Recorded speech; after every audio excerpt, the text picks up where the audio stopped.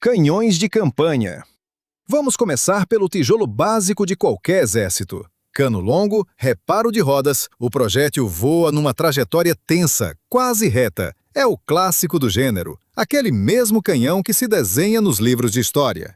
O alemão 10.5 cm K18 acompanhou a Wehrmacht pela França e pelos primeiros meses da Frente Oriental. E os canhões divisionários soviéticos de 76 mm eram arrastados, literalmente, atrás de cada regimento de infantaria, como um cavalo de carga de apoio. O truque está na universalidade. Dá para bater com um tiro direto no alvo à mira e também dá para lançar um projétil por trás de um abrigo. Mas há uma pegadinha. Toda essa construção é feita para um campo plano. Basta o terreno se tornar acidentado ou florestado e o canhão, que ainda há pouco dominava a planície, se transforma num ferro velho inútil, que não dá nem para posicionar direito.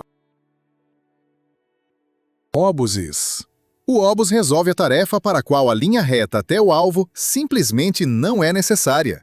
Ele foi criado para o caso em que o inimigo simplesmente se escondeu atrás de um abrigo.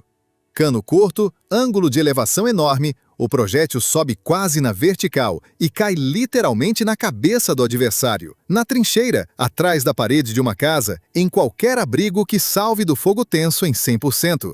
Os alemães levavam como obus divisionário padrão o seu 10,5 cm LFH-18 Leichte Feldhaubitze. Os americanos rodavam pela Europa e pelo Pacífico o M2A1 de 105 mm.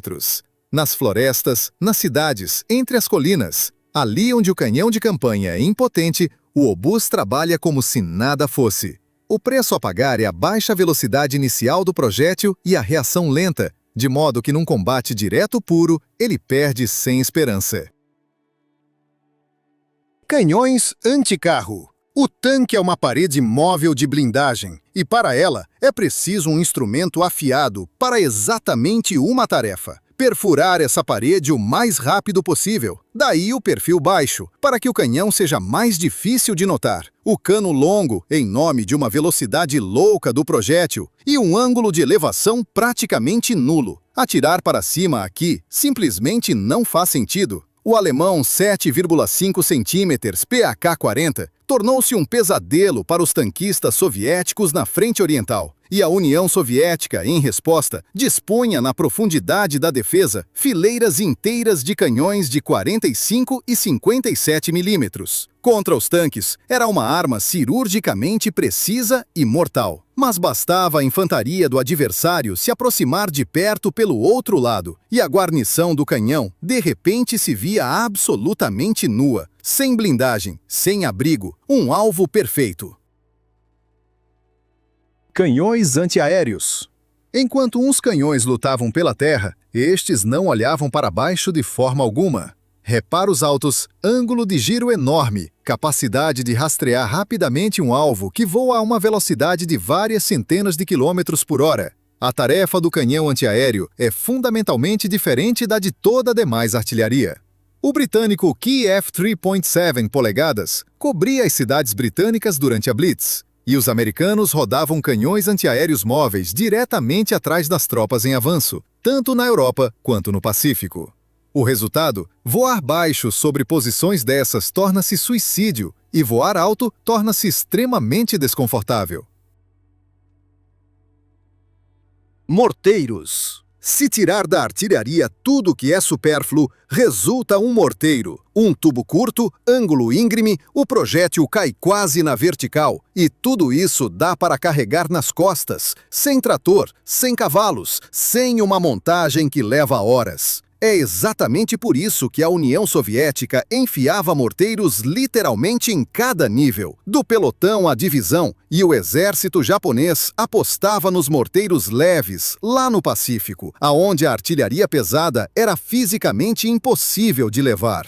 A infantaria recebe apoio de fogo literalmente nas próprias mãos, sem atrasos e sem autorizações. O preço? O pequeno alcance e a modesta força destrutiva em comparação com os canhões de verdade. O morteiro não decidia o desfecho das batalhas. Ele simplesmente vivia dentro do próprio combate, ao lado da infantaria, passo a passo. Canhões de montanha. O canhão de montanha é, no sentido literal, desmontado em pedaços e carregado no lombo de uma mula. Ele existe em nome de uma única coisa: o acesso aonde um canhão comum nunca chegará.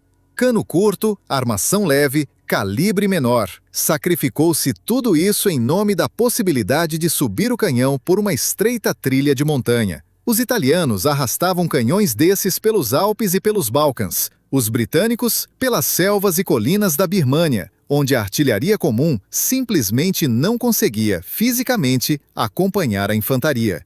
O preço a pagar é evidente: um projétil mais leve e um alcance menor, depois que o canhão, enfim, foi montado. Este não é um canhão de campanha que foi arrastado montanha acima. É uma arma que existe exatamente porque o canhão de campanha não é capaz, em princípio, de chegar até ali. Apoio de fogo a partir do mar. O apoio de fogo a partir do mar é a artilharia que não desce à praia de forma alguma, mas bate nela diretamente da água.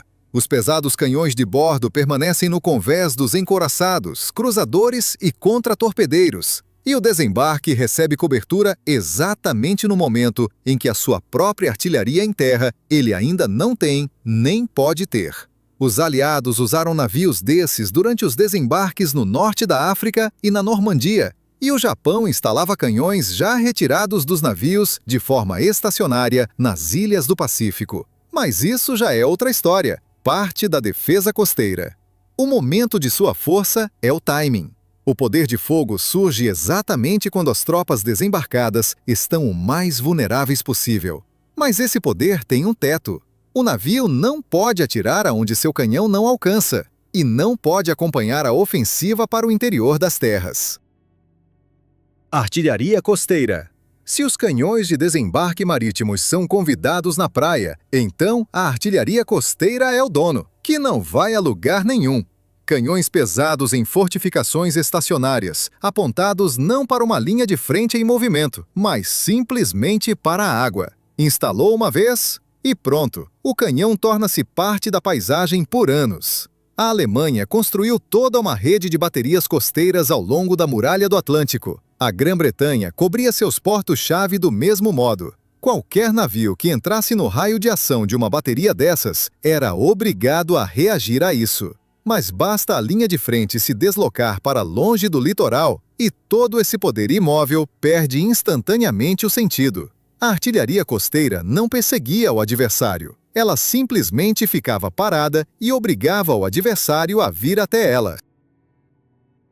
Artilharia autopropulsada. A artilharia autopropulsada elimina o próprio problema de rebocar o canhão. É um canhão colocado diretamente sobre um chassi de lagartas ou de rodas, capaz de se mover junto com as colunas de tanques em avanço, sem nenhuma trabalheira com desengate e tratores. A Alemanha instalava canhões desses, como o Vespe, que significa Vespa, na frente oriental, para o apoio a operações móveis, e os americanos rodavam pela Europa Ocidental os seus M7 Priest.